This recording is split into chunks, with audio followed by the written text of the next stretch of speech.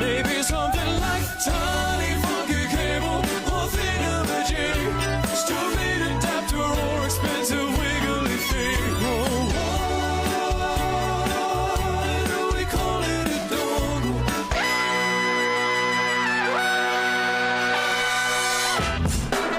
Good morning, sweet world, and welcome to the No Dunks podcast on the Athletic Network. It's Thursday, March 27th, 2025. I'm Jay Skeets here in the Classic Factory, and alongside me, as always, Melas. Dongle lovers, this one's for you. Next to him, it's the bearded one, my top shot hot boy, Trey Kerby. Hey yo. And over yonder, making the magic happen all day long today, super producer JD. Back-to-back jacks today. That's right, JD. Tonight is the night. The final time to ask your mom if you can come to the No Dunks Live podcast pizza party. Bring your sleeping bags. We're eating pizza all night. Tabasco helping us out with the live show tonight here in Atlanta at the Seven Stages Theater. Few tickets remain. Hit the link in the show notes and come on out. We are going to have a blast tonight. We got an Atlanta edition of the Up Down Report. We've got an entire pizza topping bracket to fill out with the help of the audience. We'll talk some hoops. And you know we're going to eat some pizza with some Tabasco on it. Yeah, we are. So much. Come hungry tonight. JD said he's ordered 25 pizzas. Giant ones. And we're taking 0 home. I'd like We're to take eating them all. I'd like to take a bit home. No, we're going to eat them all. Oh, geez. They will be empty. We do not leave the Seven Stages Theater stage until all 25 pizzas are eaten. That's right. Yes. All right, this is fun too. Mission accomplished, guys, when it comes to asking you to fill out the podcast survey. We asked you yesterday, hey, do you do us a favor? Go fill out the podcast survey that The Athletic wants us to fill out. They already told us that's enough. This is legit from The Athletic / No Dunk Slack channel. Adam writing to us, hey, bud, this is to JD specifically. I'm glad you guys are tight like that. Hey, bud. Hey, bud. You guys can stop plugging the survey link now. I think you've been responsible for 75% of the respondents so far. Again, this is a 24-hour window here, so we broke it again, JD. Just like you wanted to. Exactly. As I expected, you guys came through. Stream team. Podcast listeners as well, Leo. Yeah, Yeah, everybody came through. So appreciate it. Thanks, everybody. And some of you will hopefully win $100 worth of Amazon vouchers. 3 lucky winners. I hope it's all No Dunks people. They got there early to filling out the podcast survey. I'm rooting for Tom Porro. No offense to everybody else, but I know he signed up. He messaged me, said, I'm looking for those vouchers. Wants to buy some vinyl. Oh, okay, I'm great. guessing. Well, I don't know. Good luck to Tommy Porro. Yeah. All right, before we get into last night's games, can we talk a little bit about LeBron James' crazy day? This guy had an action-packed Wednesday.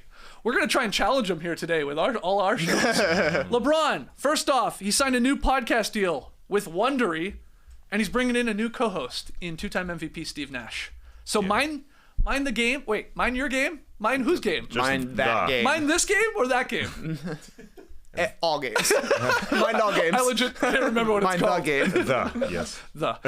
Anyway, it's coming back. So that was the first piece of LeBron A little news. surprising he's recording them now during the season. A little surprised, but you know. He did last year, so Yeah, that makes sense. He did. He likes to do it. They got a lot of downtime. Anyway, Secondly, LeBron appeared on the Pat McAfee Show for a wide-ranging interview. The comments that got all the clicks, though, was LeBron comparing Stephen A. Smith to Taylor Swift. That is a sentence I did not think I'd say. Oh, I thought the clicks were for when he pretended to read a book. You know, the whole Also good. That was good. There was many other That was things. good, He yeah. lots of comments about his relationship with Michael Jordan, comments about playing with his next son, joking about that. But no, it's the one about Stephen A. because he was referring to the number of times Stephen A. has publicly addressed a tense interaction between the two men, hence the Taylor Swift-like tour, as LeBron put it. I'm paraphrasing a little bit. Lots to unpack with that one. I don't know if you want to. Well, it's pretty interesting that he went on ESPN, the Pat McAfee Show, and was going at Stephen A. Smith, ESPN's biggest personality, and Brian Windhorst, ESPN's biggest NBA writer. Yeah. At this point. You don't usually see that from LeBron. Obviously, the guy has been the subject of criticism his entire career. Woj really went at him early in his career. Skip Bayless had a resurgence as a media head just by trashing LeBron, and LeBron has never said anything about either of those guys, but he's established at this point, one of the greatest players of all time, amazing career. he feels pretty comfortable now getting on the mic and talking trash about the guys that are working on the same network that he's appearing on. I think that was pretty interesting.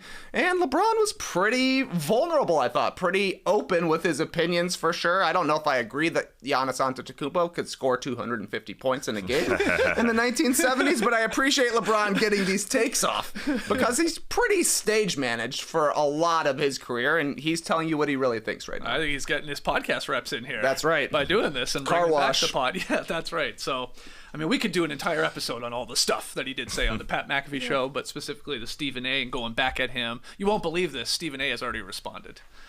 Yeah, he dropped a 50-minute podcast. The first 2 minutes were about the Three Americans live tour with Chris Cuomo and Bill O'Reilly that he's going to be doing, and then after that, it was just 49 straight minutes of talking about LeBron on another show. Okay. That's sick. So that will continue. And even LeBron, he said, like, when he was saying what he said about Stephen A. and the altercation, he's like, oh, no, I mean, I'm just giving him more ammo here for him to continue to talk about this. He was right. So he was right.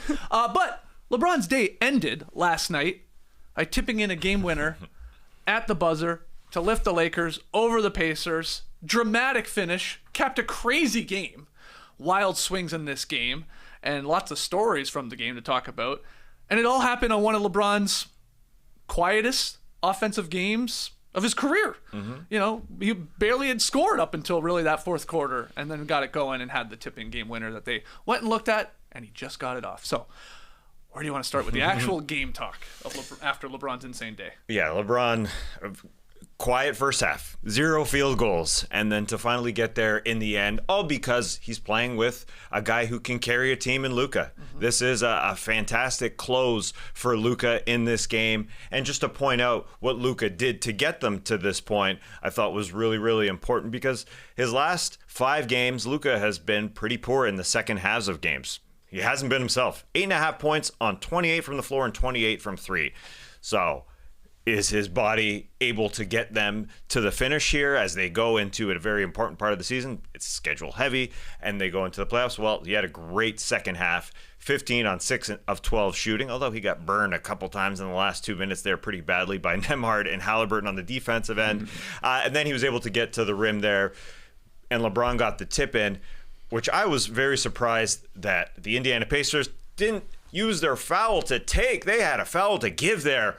Everybody calling from the bench, foul, foul, let's get our tall guy on the floor. How about that? Miles Turner is just sitting on the bench, a guy who had a great block a couple minutes earlier on Rui Hachimura. He's just sitting there. So they had a foul to give, a weird one there that they didn't do that. And then on the other end, they also, possession before that, they took 24 seconds to get a freaking shot off. They were basically killing clock up 1.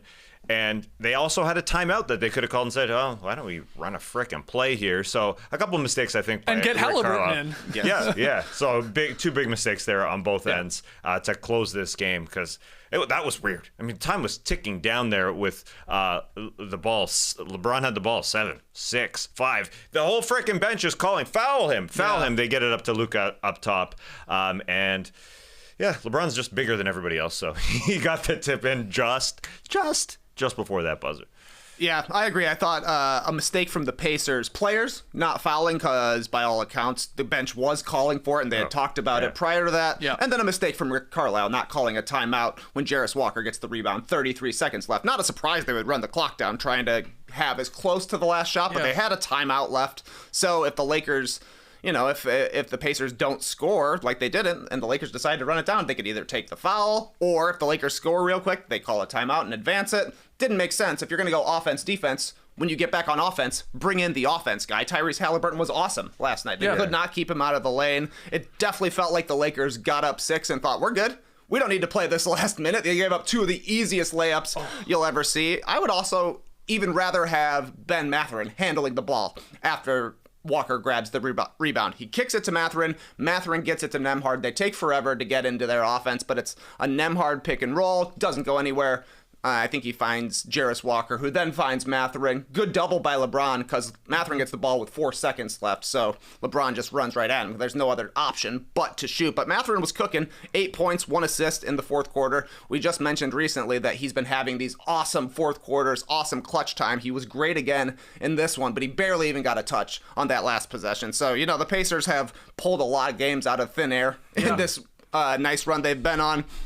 You have to play things perfectly, and they didn't play things perfectly. Also gave up 2 wide-open three-pointers to Rui Hachimura. Really nice to knock him down, and then couldn't find LeBron on the glass in that last second there. So a few mistakes from the Pacers cost them a victory, but that was an awesome game between these two teams. That felt like a playoff intensity game. Yeah, it did. And Rick Carlisle, he acknowledged choosing not to call a timeout being a mistake. And this is what they do. This is what he does. He does a lot of the offense for defense, right? Those guys. Be it Halliburton comes off on the defense possessions, obviously he's out there for offensive possessions. But yeah, when Halliburton hits the and one shot, because he also converted the free throw, which he got a nice bounce on, that put them up 1. That was like 42 seconds left. Lakers call a timeout, and that's when Rick Carlisle, okay, Walker, you're in for defensive purposes. Again, this is something they do a lot. That's okay, but you're right.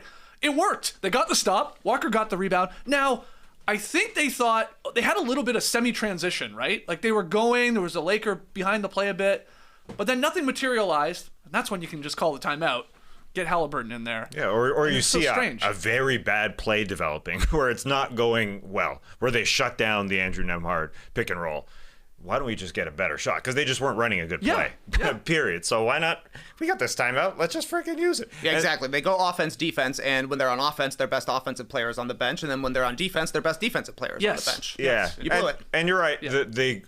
Benedict Mathurin has been awesome in fourth quarter, so I guess they were just hoping that he got the ball, and he did, but the double took him away from it. It just took way too long. And again, then it goes to the other end where Aaron Nesmith's guarding LeBron James, and you've got the assistant coach, Jenny Busek, right in front of them. Foul him, foul him, foul him. Like, it was super loud. I could hear it in my ears watching the TV. In the corner where he's like coughing corner right there, and he has him. his back to the basket. It's like he's not going to get you on like some, oh, you're going to reach, I'm going to take a jumper here and get to the line. Yeah, I'm with you. I guess they blew it. I guess Nesmith was blocked off. But anyway, it was a fantastic game. And yeah, Luka, although he gave up 2 very bad blow-bys the last couple of minutes. I mean, he had a good game. His 4th consecutive 30 or more, 34 in this one. Great stuff. But the second half was the important part for me, where he looks better, other than getting blown by pretty hard. And you're playing 5 out because Miles Turner was on the floor for those ones. So there's nobody behind you where somebody can just sag off Miles Turner. That wasn't happening. So it was clearly it was a layup line. It was. Around Luka. It appeared like you almost had to like look at the clock every time and go, they're playing it like there's 20 seconds left in the game, and it's like anything but a 3 type of defense, and like do the old Olay defense. Hey, take a 2, take a layup. We don't care. But it was like there was still like just under 2 minutes to go when the layup line started happening, and you're like, what are they doing? Wild game. Nico Harrison must have loved that, right? That's what I traded him for. Yes, that's why. Yeah. Any other takeaways from this Lakers-Pacers game? People were fretting that LeBron's 10-point streak was not going to continue. Like you said, he didn't make a field goal until the fourth quarter. He ended up scoring 10 points in the fourth quarter alone, including the biggest basket of the game. But it was pretty interesting because ESPN earlier in the day had put out an article about bettors who won a ton of money, betting like $10,000 to win 500 that LeBron would go over 10 points. He always goes over 10 points.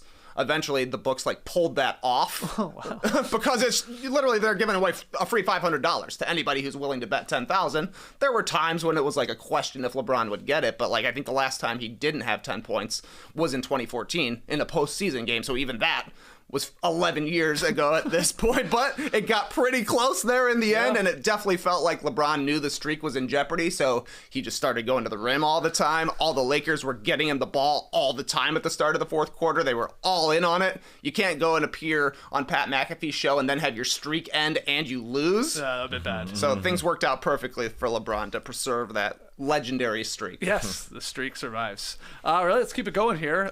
Just wondering, TJ McConnell hit a shot over Luka and ran back up the floor and smacked Luka's butt when he did it. I just wondered if Luka was going to complain or not, but he didn't. He was just like, okay, guy smacked my butt. That's cool. Usually Luka complains. Not in this instance. And I wonder, was that a tech worthy? Probably. What? I would say though. I think so. A butt smack? It depends on if the player wants it. If Luka true. says, "Hey, no butt smacks," Consent. yeah, Yes. Luka was keeping calm last night. he He was not dripping wet, and he was not complaining all Yeah. night. Yeah, I'd agree That's with that. good. They needed that victory. Yeah. I mean, to They pull did. that off, they almost gave it away.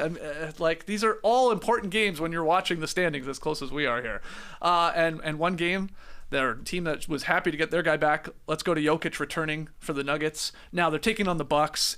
He comes back. He puts up a 39-point triple-double. I mean, he hadn't played in like 2 weeks. No problem. He looked fresh. He even had a dunk. I think when you see that, you're like, oh, yeah, those legs are feeling good. The Bucks' first game since it was announced that Damian Lillard was diagnosed with blood clots in his right calf, so he's out, of course. And then Milwaukee was out Giannis, who was sidelined with a sprained left foot. Doc Rivers said he was informed of that at the team shoot-around. So they're down their two best guys. So maybe it's not a big surprise that Denver wins, but Jokic, Trey, just another masterpiece here, and he had maybe one of the best assists of the year with the no-look sort of spinning dime over his shoulder to cutting Aaron Gordon going backdoor. That was a beauty. I guess it's up there with like Şengün had a sweet behind the back pass in the post that was one of the passes of the year, but this Jokic one was sweet because it came out of nowhere.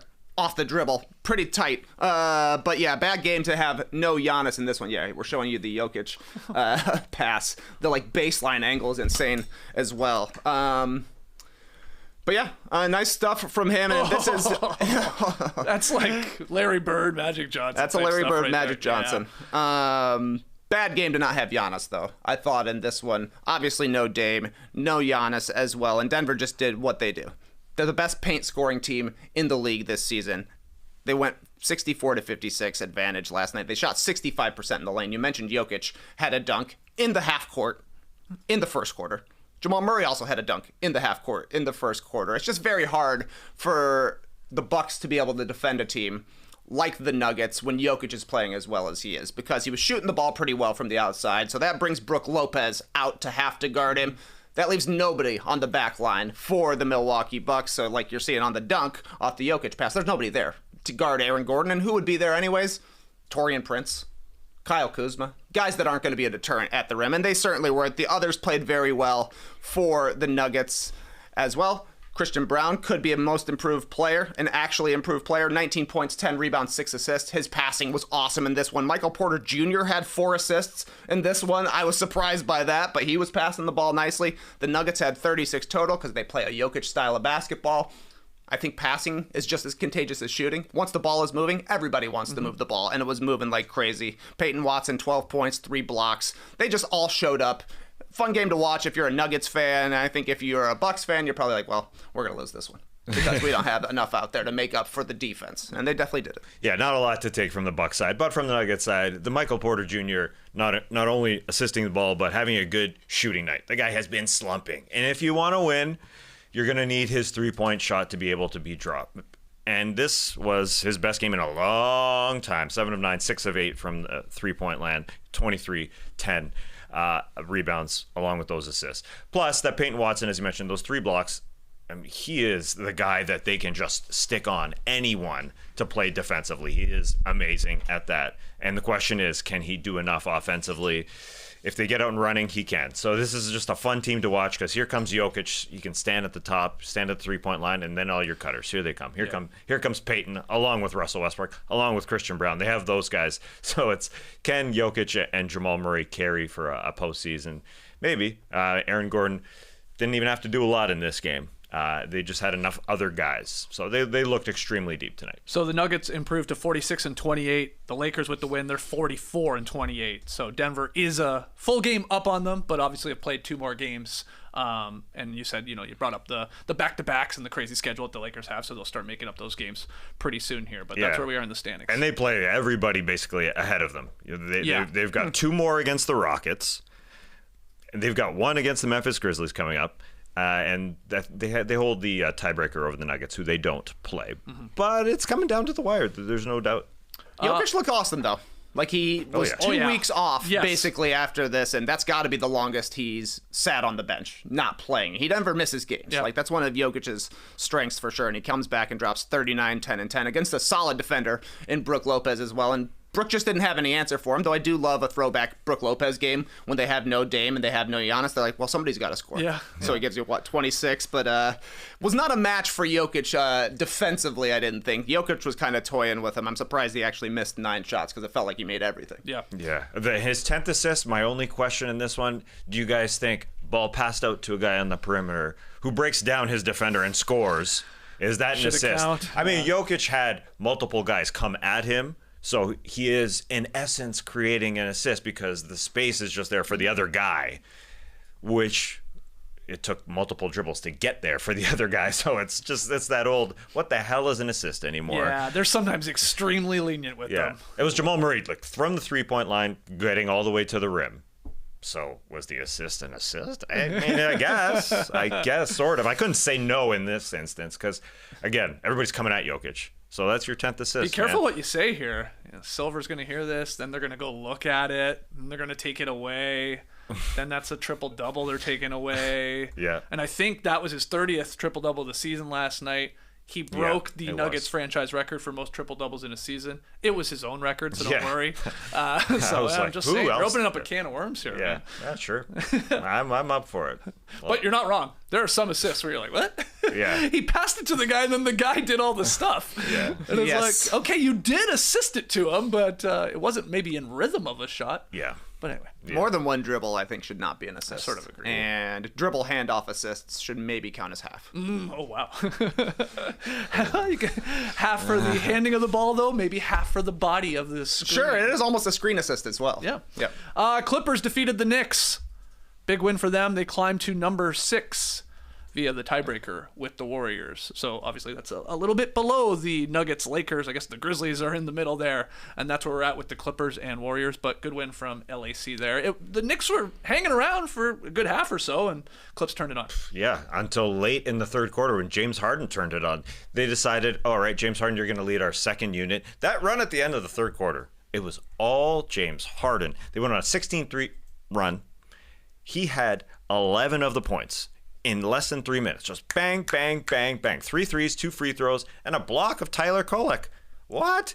He was able to recover and block Tyler Kolek. So fantastic on that side. He was also questionable coming in this game because he was banged up after hitting Lou Dort, or Lou Dort hit him, let's say. And so this guy, when you're talking about resiliency, this guy is resilient. He keeps on playing. He's going to finish top 10 in scoring. He keeps on playing. So great for them, for him to carry that second unit. And then the first unit was carried by Kawhi Leonard in the end. He just looked so good, and he answered the eternal question that happens with basketball games. What beats good defense? Good offense. OG Anunoby literally couldn't guard the guy any better. He had his hand up way in his face, as high as it possibly could, and Kawhi Leonard able to shoot over that hand because he is in robot mode. He is in feel-good mode. And I didn't think that starting this game, he didn't look incredible. I thought the Clippers bench were the ones carrying this team. They brought a lot of life to this team. I mean, Batum, chase down block, the bogey jumper, Simmons tip back on an offensive block. Ben Simmons, although his right-hand push shot, not so good. But he does other things. And then Derrick Jones Jr., this guy is awesome. He did so many things in this game. I was surprised that he was going to the bench for Chris Dunn, but it makes sense because Chris Dunn can help out. So it's just a ton of good things for the Los Angeles Clippers, including, just to end it, Norman Powell. This was his best game since he returned from an injury because he was out a month. This guy's the leading scorer for this team. He was out a month, came back, 4 games. He only scored 7, 11, 14, and 9, made 3 or 4 shots in each of those games. And then this one, he made 4 threes, 7 field goals, 19 points. So he's starting to look like it. And I know, Skeets, you can't buy into this Los Angeles Clippers team. Be careful. It's early because you can't really put full stock into them until, the whole playoffs thing starts. But, man, they look spectacular in this one. I'll say what's good for the Clippers maybe being a realistic team that could go far, led by Kawhi, because that's what it comes down to. If Kawhi's playing, then they have a chance to beat anybody. He's now played 4 games in the month of March where he's played over 39 minutes. This one last night against the Knicks, it was the most minutes he's played in a game this season. It was nearly 41 minutes, just under 41 minutes. He had a 40-minute game this week on the 23rd in a loss to OKC, and then he's played a couple other ones over 39 minutes in March a little bit earlier. That's good. That's a good sign. He's playing a lot. He's going to have to play a lot in the playoffs. But, I think the big concern, too, was a bit of a Knicks back-to-back. They did run out of gas. That's why you guys sort of were taking the Clips last night when we got to our pick-em, because that was maybe going to be a schedule loss. And again, they were in it for a half or so, and then the Clippers were awesome in the second half. They were in it until they ran out of gas. They got literally nothing from their bench, 12 total points, and, I mean, you look at the guys they're playing off the bench, it's basically nobody's. Like Tyler Kolek, he played, once again, 6 points, 2 assists. Not a great player, but some teams right now are playing for seeding, like the Clippers are. They're trying to inch their way up the Western Conference. I think they would probably rather be 7 than 6, to be quite honest. Who would you rather play, Houston or Denver in the first round? I'll take the Rockets. The Knicks are playing to stay healthy and to get healthy. Like, they're pretty much locked into the 3 seed right now. All that matters for them is that Jalen Brunson is able to get back on the court in time for the playoffs. But you're right. It was Harden in the third quarter, 16 of his 29, doing James Harden stuff, pick and roll and 3-pointers. Then Kawhi Leonard had 14 of his 27 in the fourth quarter, all mid-rangers. Yeah. Like, this is what these guys have done for 15 straight years when they're on the court. Harden's always on the court. Kawhi is often on the court, or occasionally on the court, sometimes on the court. Finish a playoff series, and then we'll be talking about this team. If he plays in the playoff series and plays an entire 7-game series, they've got a chance. Yeah. That's what it comes down to. Because, I mean, if it's Harden and Zubats, it ain't happening. Right. No offense. If it's Harden and Norm Powell and Zubats, it ain't happening. They need Kawhi. He's their number one guy. He might not be the leading scorer, but he might be by the end of the season. Yeah, they're slow playing it as much as possible, even in games. You can take it slow for the first half and ramp it up in the fourth quarter. This is the ultimate Kawhi test, where they've slow played it the entire season. He didn't play in 2024, and he finally came on in January. That's what they wanted to do. This is the first time they've done that in his career. So I don't know. I'm not a doctor, but it just seems like this is the best version of Kawhi's comeback. Maybe, perhaps. Who knows? It's really early to say, especially when he shoots an air ball. He shot an air ball in this game. Rare. Yeah. I mean, he's always shooting it flat, but rarely an air ball. Yeah, and that's from like... He somehow just lasers every shot in. No arc to it. Yeah. From like 12 feet away. Josh Hart, also a weird one. First possession of the game. Also like 12 feet away. He just was caught sort of in between. Push shot, floater, what am I doing here? 2 bad air balls. I don't know which one is worse. I couldn't decide. It's a very, very difficult decision for me as I went to bed.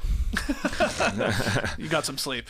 Didn't keep you up. No, all night. I'm still thinking about Jesus. it. Yeah. Any other takeaways from last night's NBA action? We had Porzingis scoring 30. Celtics crushed the Suns. 132-102, 7th straight victory for Boston. Wizards, they beat the 76ers in a game that probably not a lot of people were watching. And then Orlando Robinson scored 23 for the Raptors in a big win over the Nets. Cool. That probably not a lot of people are watching. Do you have any takeaways from any of these games that people weren't watching? The Sixers are on a generational tank run right now. They're 4-23 in their last 27 games, throwing it back to the process winning percentages, like literally 15% of their games. In that time frame, they have lost to the Wizards, the Pelicans, the Raptors, the Spurs, the Blazers, the Heat, and the Nets twice. Those are all the other top 10 teams in lottery odds right now. Their only tank win, they beat my Jazz earlier this month. And it's like a new guy alert every single night for the Philadelphia 76ers. Marvin Bagley's brother Marcus played against the Pelicans. Yeah. Some guy named Philip Wheeler played 15 minutes last night. Who are these guys? This is crazy. Philip That's Wheeler. I think I Philip went to a Wheeler. school with a guy named He Philip played Wheeler. 15 minutes. Yeah. They just found him. You want to play? Sure. Sure, why not? Spin the wheeler. You can play basketball. They should have that game at every NBA arena. I mean, we'll take you on, Spin man. the wheel. If it lands on you, play in the first, second, third, or fourth quarter. I Sure. like that idea. You can't out-tank the Sixers. Marcus Bagley. Well, they've got Hey, Marvin, it's your brother Marcus. The Sixers just signed me. Well, they got more to lose than anyone, really, in this draft lottery in terms of trying to stay and keep their pick and not have it go to, of all teams, the Oklahoma City Thunder. So, yeah, they have leaned into it. I think our Raptors, Tass, I think they're in their position when it comes to the draft lottery. They're going to be, it depends, obviously, teams jumping and all that. But right now, when you go into the draft lottery, the 7th best odds to win it because Philadelphia and Brooklyn sort of too far ahead. I'm using that backwards. And then obviously the Raptors too far ahead of the Miami team and San Antonio teams and stuff like that. So that's where they are. Okay. So the Raptors are going to have a 7.5% chance at Cooper Flag. How do you feel about that number? Do those numbers mean anything to you? This is like a severance question. Well, I hate this month and a half before the draft lottery. I don't like tuning into a Raptors game and seeing the good players play for the first and third quarters and sit in the fourth, or just not play. My fantasy team is confused. Do you play Emmanuel quickly? Oh, no, he's not playing.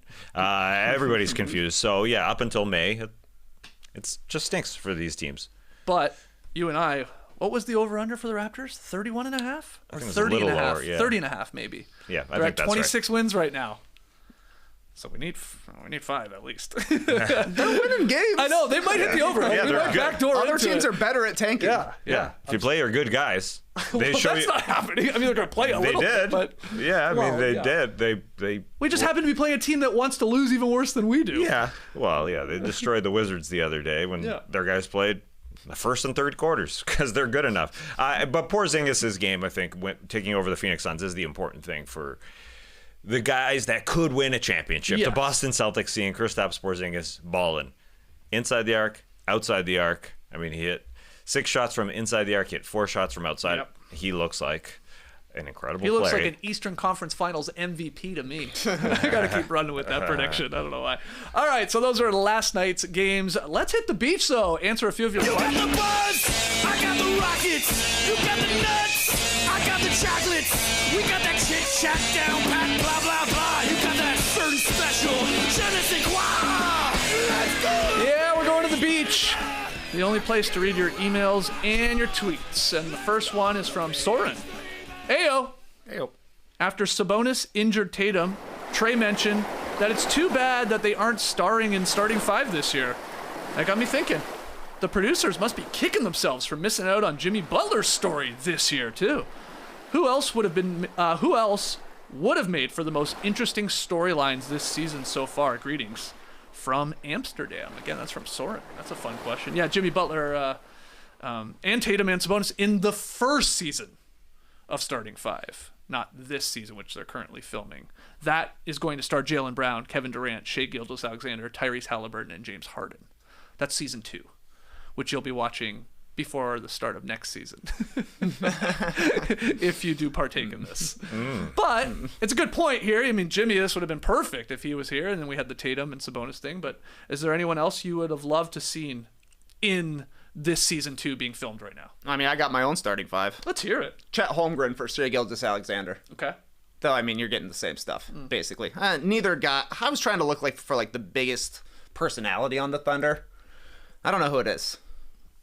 That's the great It's not question. Shai. I mean, his main No. personality quirk is posting captions on Instagram. Yeah. Getting fits off. Yeah, Shay's at least all you get from this is Shay's MVP season. But Yes. you're right. You're right. The thing with Chet, I think, is that you got the parts like with him meeting Isaiah Hartenstein. How are they going to work together? He had a big injury, missed a bunch of time. I think that's pretty interesting as well. And I do like having a guy from the Thunder on this team. Okay. So Chet, I also got DeMar DeRozan. I don't know that we need a king for the second time in a row, but he was peripherally involved in the Kendrick Lamar and Drake beef, and I would like to see that part of DeMar DeRozan's life. And I guess when Zach LaVine shows up, I thought we weren't teammates anymore. Okay. Awkward. Okay, nice. And it's kind of like in White Lotus, how they have people who played a small part in one season come back and have a bigger part in the next season. That would be like Sabonis. He was big in season 1, but he's just kind of a peripheral guy in season 2. Right. I like getting Luka and Anthony Davis both involved. Oh, So I want Kyrie Irving as my guy because he's had them both as teammates. Interesting. There in Dallas, and it's been an interesting season for them as well. I wanted somebody from the Detroit Pistons. Okay. Malik Beasley is my guy. Oh, yeah, a little dancing. Yeah, how'd you decide on that dance? The wiggle. When did you learn to salsa like that, Malik Beasley? And then finally, Jared McCain from the Philadelphia 76ers. He only really played for a month, yeah. but it was a fun month, and he's still funny. Yeah. On Instagram and his TikTok, YouTube man. stuff. Yeah, he's good. He's an interesting, fun character. Okay, so that's your new starting 5. Producer Trey Kerby. Yep. Recasting. You got anyone you want to add? I would add LaMelo Ball to it because, number one, on the floor, the one-legged three-point shots, people love it. I'm sort of pandering to voters. He had the most votes of Eastern Conference guards in the entire world. Kids love him. This guy is from the world. This guy played in Australia. I'm getting people to watch from all parts of the world. He had, unfortunately, his dad had that situation where he had his foot amputated. So I'm not sure if LeVar would want to partake, but he could if he'd like to. he likes to be on camera, so I think he would want to partake. I think LaMelo Ball would be an interesting guy. And then I have just a secondary storyline. I like the random storyline of Steven Adams and Reed Shepherd. They seem to have this weird chemistry going on together. They just went to the Houston Rodeo. I saw this. And Steven Adams said that Reed Shepherd has a very punchable face. So that's funny. The mustache of Reed Shepherd was prominent at the beginning of the season, and then it disappeared, then it came back. So that whole storyline, just the growing of the mustache, I think could be decent. So there's some stuff. There's some stuff to get this thing improving season to season, I think. Yeah. Season 1 was quiet. Yeah, it was. It was not a lot of buzz about season 1. Maybe season 2 will come in better. I think it's the timing, the release of it. I think it was an issue. If this was coming out as the season was going on, then we might have something. If it was like a little more Hard Knocks, it'd be very difficult to pull off. But yeah. I know you weren't the biggest starting 5 fan.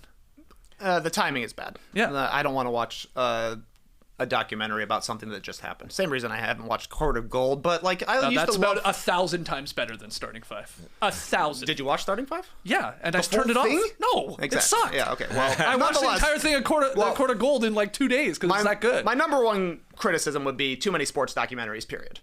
Mm-hmm. That's the number one thing. But like, think about Drive to Survive. I watched that all the time until I started watching Formula One regularly, and then like, I don't need this anymore. Yeah.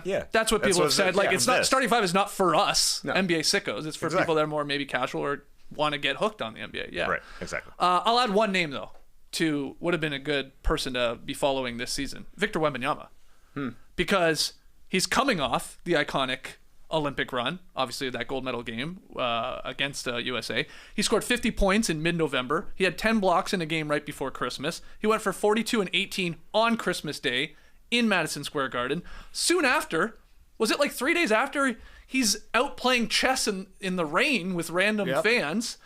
He's announced for an All-Star for the first time. They played in Paris, so you have that whole angle against the Pacers for a couple of games.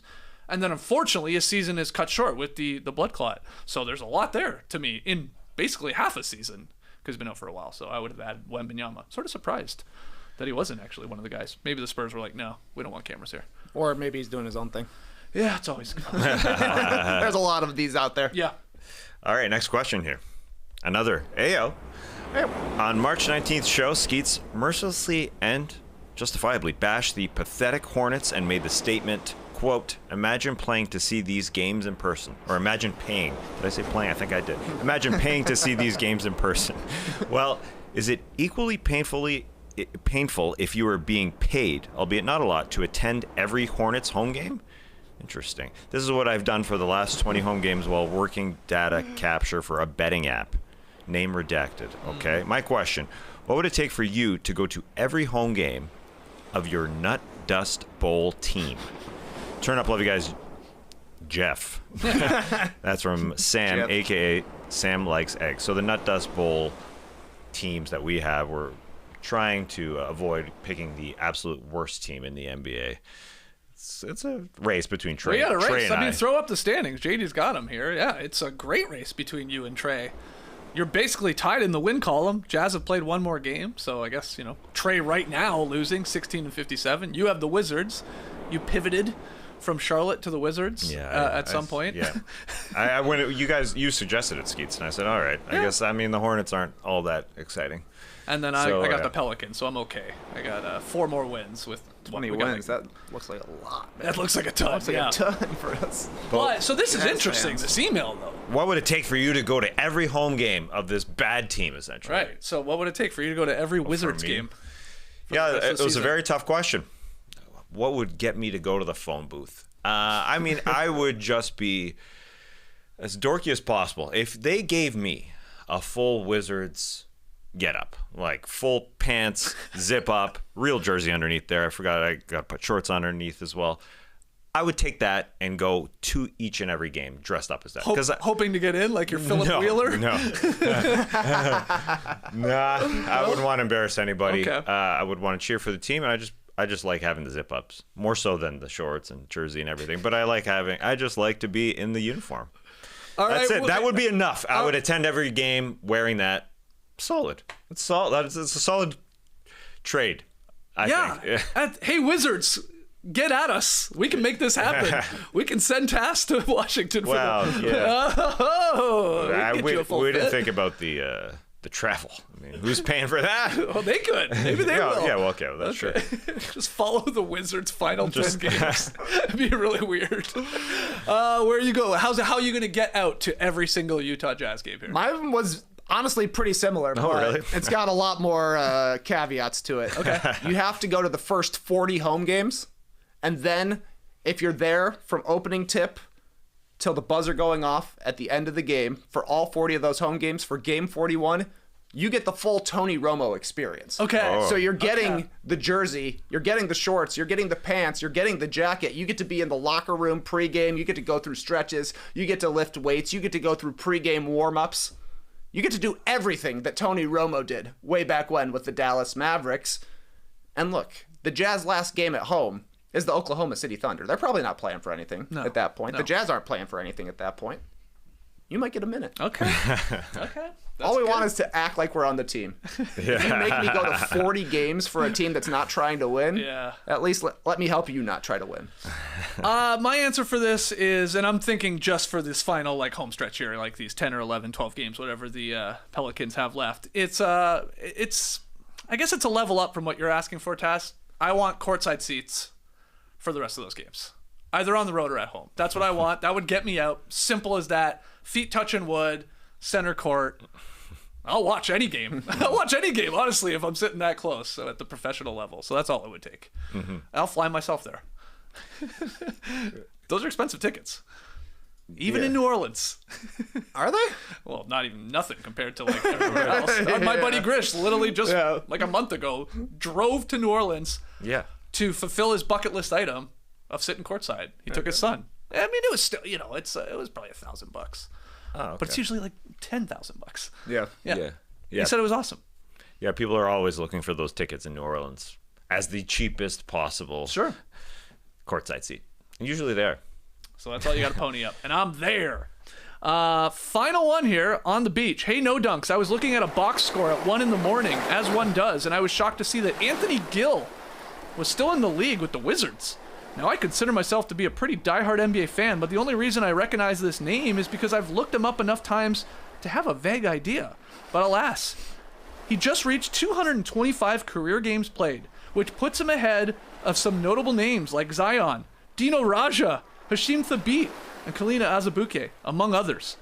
Who are some guys past or present that you are surprised stayed in the league for as long as they did? Thanks for covering the league as in-depth as you all do, even if some guys, I guess like Anthony Gill, still slip through the cracks. That's from Angelo. Trey, we'll start with you here. Who has surprised you that either is still playing in the league a lot longer than you thought, or maybe did, if you want to go in the past? I got all current guys. You want to hear them? Yeah. Alec Burks. He's played 782 career games. He was drafted before we moved from Toronto to the United States. Career high, 34 points. Never been a regular starter for a team. Never been a guy for a team. He's like a dude for his entire career. And they just had 17 points in a game. Alec Burks, they'll just dust him off every once in a while. He'll score 15. Yeah. I can't believe he's still in the NBA. He also came into the league, and he's one of those guys that looked old. Yes. Like when he immediately came in. Alec Burks. Alec Burks. Yeah, one of my favorites. All right, Garrett Temple. 768 career games, a career winning percentage of 45%. For his entire career, he's played at a 37 win pace. I've long thought if Garrett Temple is on your team is not good. And it has happened to both of us. The Bulls and the Raptors have had Garrett Temple when our teams are not good. Great locker room guy, though. Great locker room guy. That's funny you mentioned Hold James on, Herbert. I got to give some respect to Garrett Temple. Recently, he said, it's bullshit. Fans want teams to lose to help lottery odds. You're right, man. It is bullshit. Anyways, I like sign that guy. Garrett Temple and you'll be in the lottery. Yeah. James Herbert wrote a profile at CBS about how to have a long career, being a good teammate and all that stuff. That was in 2019. Wow. Yeah. So he's still 5 years later. 5 years later. He ain't going anywhere. Just well liked. I'm always reminded of Garrett Temple because obviously I follow the Raptors on social media, and you know how like most teams they show the guys' fits, their tunnel fits. Yep. They always show Garrett Temple, and he's always rocking a great suit. Guy comes suited and booted to every game. Very And so like it professional. always stops believe you in it. my tracks. So, you're sliding. Oh, cool big t-shirt. Cool big jeans. Cool whatever. And you're like, oh, look at this guy. He's a pro's pro, man. He's a pro's pro. Well dressed. Garrett Temple. Okay. Doug McDermott. I have him on my list. We Nice. saw him buying razors at our first summer league at the Cosmopolitan. 692 games later, he's the master poof of the Kings. Yeah. His hair got very tall in the past few seasons. Alex Len has played 689 career games. He was drafted in 2013. He basically got to play one game with the Lakers, and they're like, nope. It's hilarious to see him standing in huddles now. I remember when he was the answer for them way back. I'm sorry. That's the real guy you want on your team if you don't want to be good. Interesting. I wonder what his career winning percentage is compared to Garrett Temple. I can't be good. All right, Corey try and look Joseph it up. is my last guy. That's a good one, yeah. 858 games for Corey Joseph. He was in the 2011 draft. He never averaged 10 points per game in a season. Never averaged 5 assists per game in a season. Never started 41 games. Pretty crazy. Corey Joseph. Now he Man. plays for the Magic. Tristan Thompson also still around. Yeah. He was in that draft. 779 games. Part of the early Canadian Revolution. I know what you're thinking. Where's Mike Kabongo? Nice one. He's an Nice assistant pull. coach for the Salt Lake City Great pull. Stars. Yeah, that's what I was wondering. That's what you were wondering. Kelly Olynyk's still playing too, even though he's a decent player, so he should be playing, and he was a Raptor, but now he's on the Pelicans, where I find a lot of these guys at the end of their contracts or the end of their careers are on these bad teams. Like the Charlotte Hornets, you could make cases for a bunch of them. Unfortunately, Seth Curry ain't playing like he used to, but he's still playing ball. Taj Gibson, the guy's been playing that's a good one. absolutely That's a great one. forever. He's still on the Charlotte Hornets. And Jay Crowder, he's also still in the league, which is I just forget about. But he's on the Sacramento Kings. He's a king. And he's still playing. I was looking up Anthony Gill recently, too, because I was looking up everybody on bad teams. So I hear what you're saying, Angelo, but I've been thinking about Anthony Gill. I've been thinking about him a lot. You could see him next year. He could be playing next year. He's signed to I think it's a partially guaranteed contract. So I was looking up Len there while you guys were talking. He did come into the league with the Suns, and they were actually in his first year. They were a good Suns team. They were solid, but then there was a lot of losing. He was on a lot of those teams on the Suns that didn't win a lot of games. Then he went to Atlanta for a year. I think they won 29 games. And then, he bounced around a lot, so it gets a little, clouded there because he's sort of on the Kings and he's on the Raptors for a minute. He's on the Wizards. He did have some success with Sacramento when he got back there because the Mike Brown Kings did win games. He was there. They won games. They Yeah. did go to the playoffs once. Yeah. They won games. They had 2 winning seasons, I should say. But for the most part, he's lost a lot. No, his career winning percentage is 40%. 33 win pace for his career. Wow. Okay, I was right. Way worse than Garrett Temple. That's crazy. And I mean, he plays more. Yeah, he plays a lot more. Yeah. Well, not anymore. I mean, no, but started this guy doesn't play career. anymore either. Started Yeah. half the season. number 5 True. pick. Yeah. All right. sorry for crapping on Alex Len there for a little bit, but had to be done. Great questions. Keep sending them in. NoDunks@theathletic.com. You can tweet them in at NoDunksInc. Leave them in the YouTube comments. All that stuff. Pick them tonight. Where are we going? We're going to Miami where they're hosting the Atlanta Hawks. I had to go there because they could be playing in the play-in. It's possible. Want to see this rivalry and what happens here. It's basically a pick-em. The Miami Heat are favored by 1.5 points. And 3 of us believe that the Miami Heat will take care of business. Only one of us, Esh, going with the hometown Atlanta Hawks. Makes sense. Esh is a season seat holder. You're the one wearing a Hawks shirt. I am. Yeah. I thought maybe you would go with them. It's a beauty. It is. It's the beauty of a shirt. But I'm taking Miami. They have turned the corner here, maybe.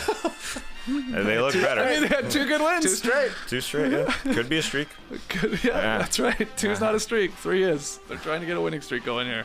All right, Hawks, Heat, 1.5. We need them to win by 2 or more. And let's be honest, if the Heat win here tonight, looks like Esh is losing the month. Because March is long, but it's not that long.